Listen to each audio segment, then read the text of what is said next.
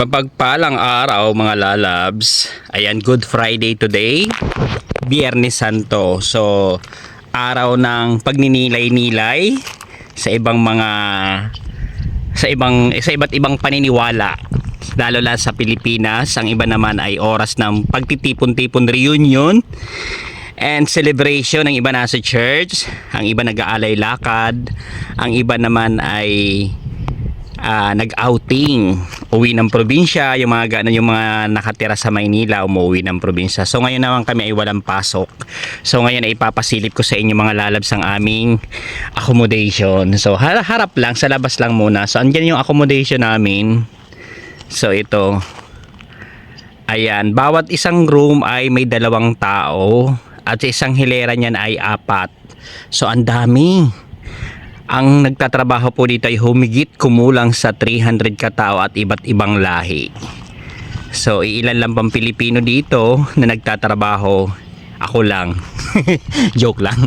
So ayan po ang aming mga tirahan. Andun ang aking basket kasi po ako ay naglaba. Sa bawat likod po nito ay may sampayan.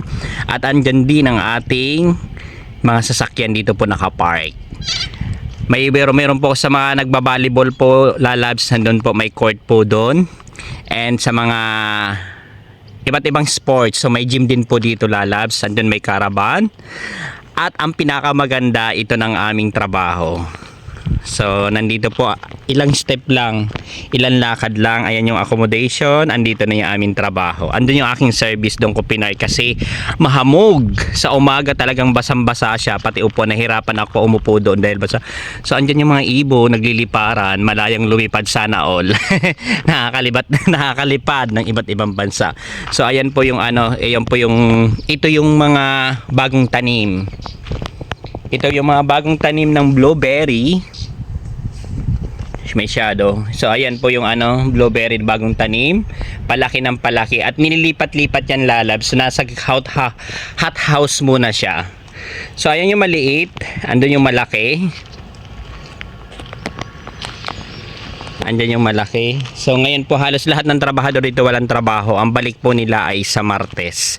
Ako naman po ay may pasok bukas dahil pag Saturday and Sunday nasa office ako.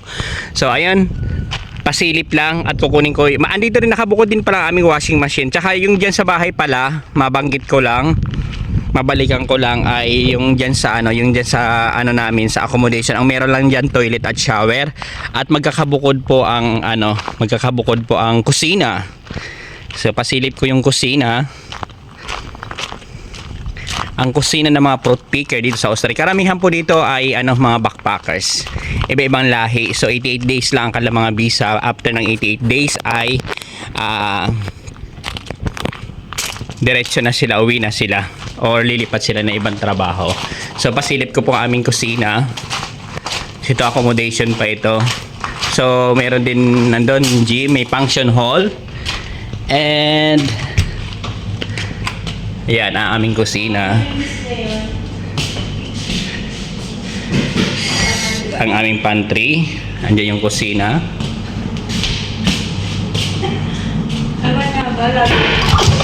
So ayan yung ayan yung mga lagayan ng mga gulay. So pangkalahatan, bawat room ay may number, may mga cabinet. Ay di, may sarili kami, bumili si Janine. May mga cabinet bawat room. So kung anong number ng room mo ay meron din yung cabinet. Merong microwave. Libre dito ang tubig, tsaka dishwashing, tsaka sponge. Higaan, libre din. Cobre kama. Ayan po yung mga fridge. So of course ang ating mga stocks ay ipapasilip natin. So naka-aircon ang ating pantry. Sa dating stocks. So ayan, mga lutong Pampinoy, may mga daing, at libre tayo sa ice cream. Ayan, tilapia, ice cream, bangus. So ganyan yung mga ice cream. Yan.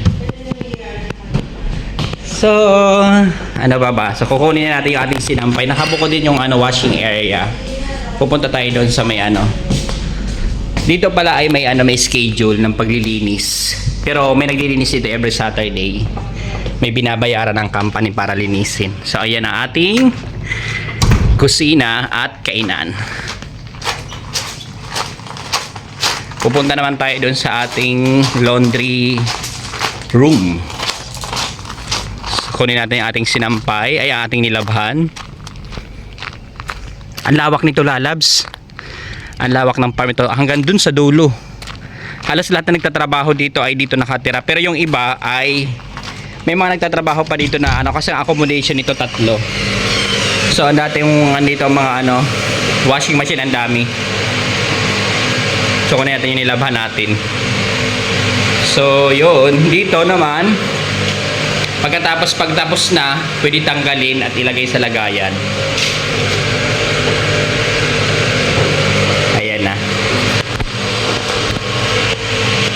Dami. So yan muna ang pasilip mga lalabs. Salamat sa kung bago pa lamang kayo nanonood ng aking vlog, ng aking mga video.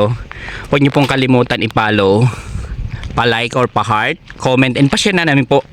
Pa-share po, and maraming pong salamat. Shoutout everyone sa lahat ng nanonood at sumusuporta sa walang sawang suporta ng aking mga vlog kung saan man kayo naroon ngayon.